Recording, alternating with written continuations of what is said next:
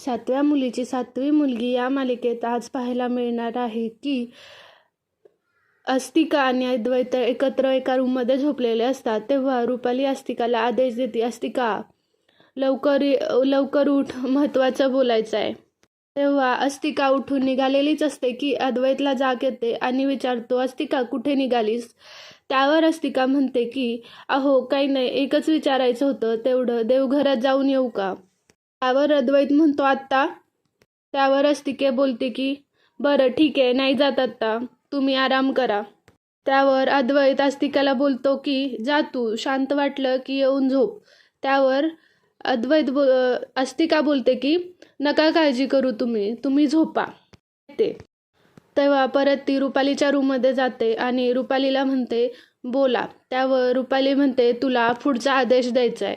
त्यावर अस्तिका म्हणते तुम्ही फक्त आदेश द्या, मी घरात मृत्यूचा तांडव घालीन. त्यावर रुपाली म्हणते तुला माहिती आहे, मृत्यूच्या तांडवापेक्षा मृत्यूपेक्षा घरात काय जास्त भीतीदायक असते? त्यावर अस्तिका बोलते काय? मृत्यूची भीती? तेव्हा रुपाली बोलते नाही, मृत्यूपेक्षा भयानक आहे जन्म ही मृत्यूची जननी आहे. मृत्यूचं तांडव तर होणारच, पण त्याआधी या घरात कालवज्र जन्माला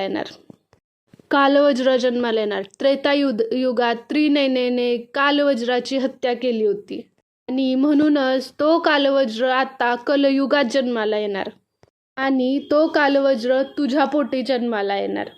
त्रेतायुगात अद्वैत माझा सेवक होता, म्हणजे तो माझ्याच वंशाचा आहे आणि तूही माझ्या वंशातीलच आहेत. यामुळे तुमच्या दोघांच्या संबंधातून जे बाळ जन्माला येईल ते कालवज्र असेल.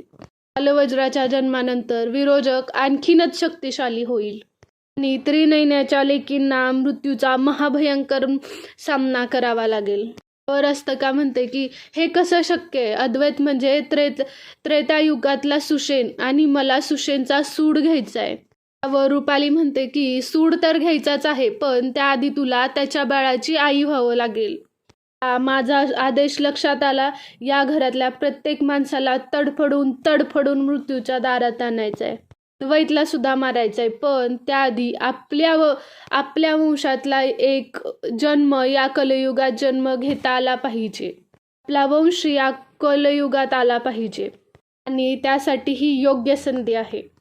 ही संधी वाया दवडवून उपयोगाची नाही. त्यावर अस्तिका म्हणतात की माफी असावी विरोचका, पण माझ्याकडून हे शक्य नाही. त्रेतायुगात ज्याने माझ्या दुर्माची हत्या केली त्याच्याबरोबर हे शक्य नाही.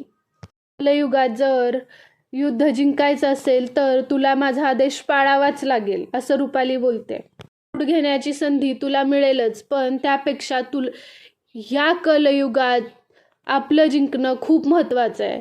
त्यापेक्षाही आपण हे कलयुगातलं युद्ध जिंकावं हे सगळ्यात जास्त महत्त्वाचं आहे. युद्ध जिंकण्यासाठी फक्त शक्तीचा वापर नाही करावा लागत, बुद्धीचा वापर करावा लागतो, युक्तीचा वापर करावा लागतो.